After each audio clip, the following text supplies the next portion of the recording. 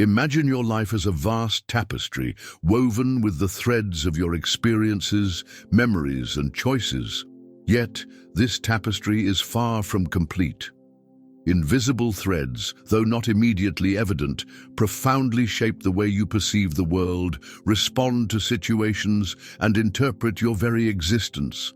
Carl Jung, one of the greatest explorers of the human mind, invites us to uncover these hidden threads through a revolutionary journey of self-discovery, the encounter with the self. Jung described the self as the deepest and truest core of the human psyche, transcending the ego and connecting all aspects of who we are, both conscious and unconscious.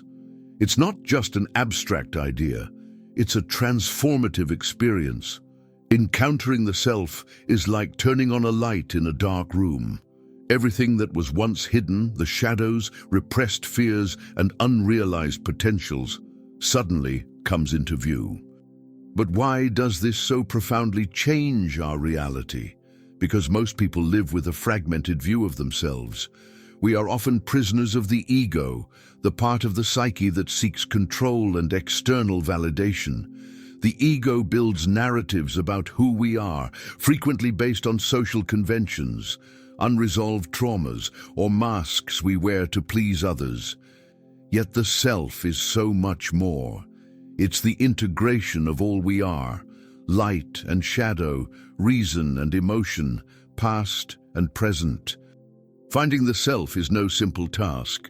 Jung believed that this journey requires courage, as it involves confronting parts of ourselves we'd rather avoid. He called this the process of individuation, a path toward wholeness where the repressed and neglected aspects of the psyche are integrated. According to him, this process is an innate necessity. It's as if the human soul is programmed to seek its own fulfillment, even if the person is unaware of it.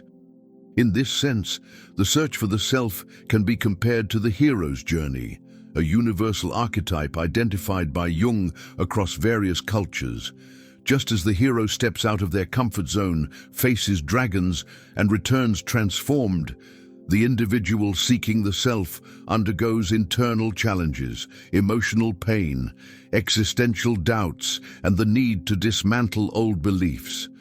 But in the end, the reward is priceless, a life that is more authentic, meaningful, and integrated.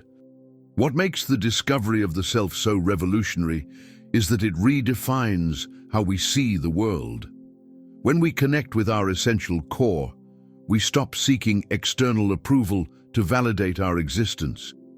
We begin to realize that the conflicts we face and the difficulties that consume us often reflect inner struggles.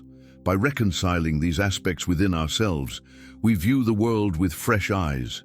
Jung once said, "What we deny in ourselves controls us. What we accept frees us." Finding the self is like unlocking a door to inner freedom. And interestingly, when we make peace with our wholeness, the external world seems to reorganize itself more harmoniously.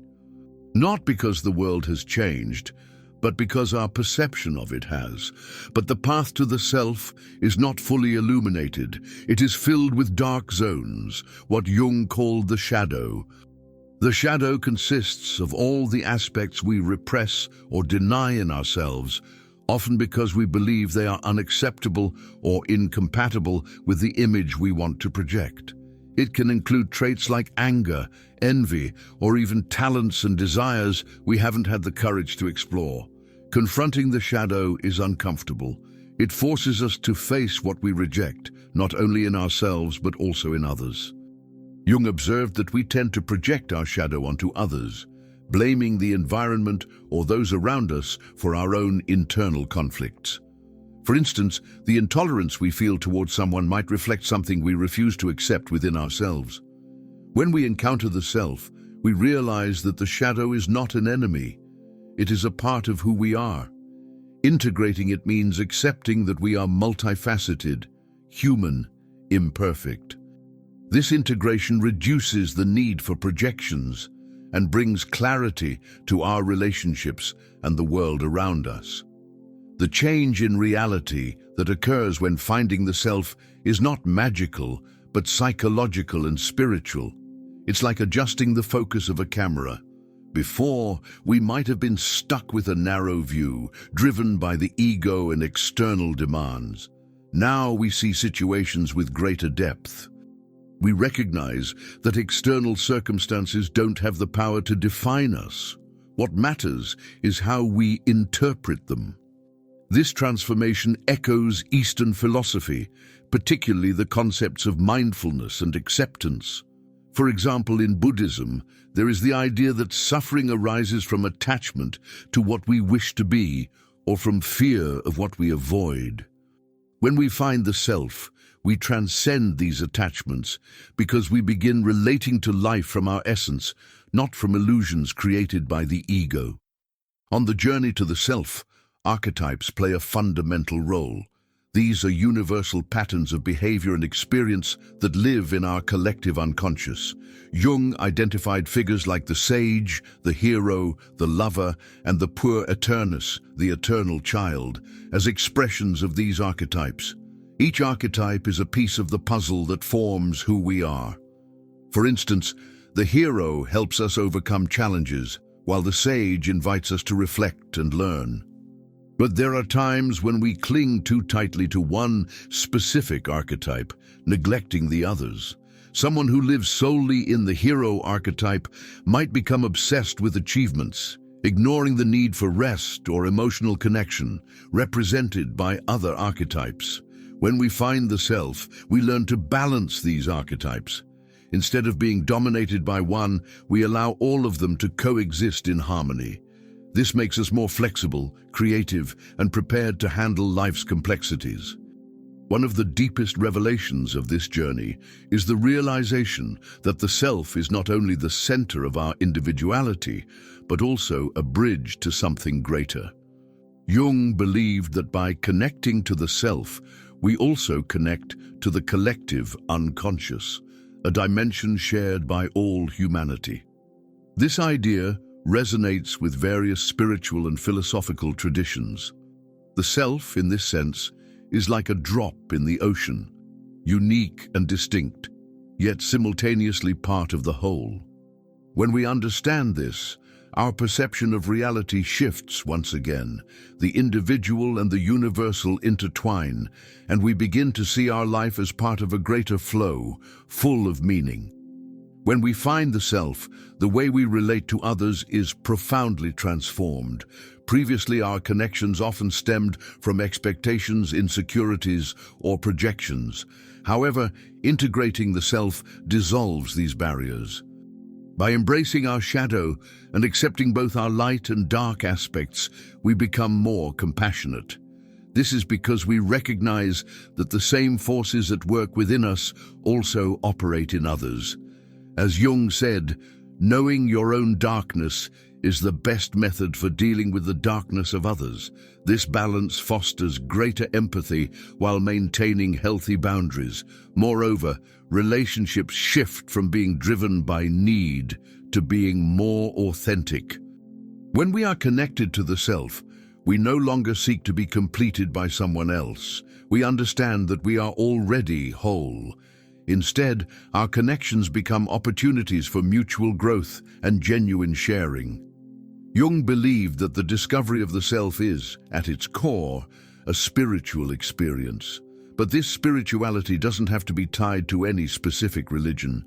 It can be seen as an awakening to the mystery of existence and the interconnectedness of all things. He observed that many people seeking psychological therapy were, in fact, grappling with a kind of spiritual hunger.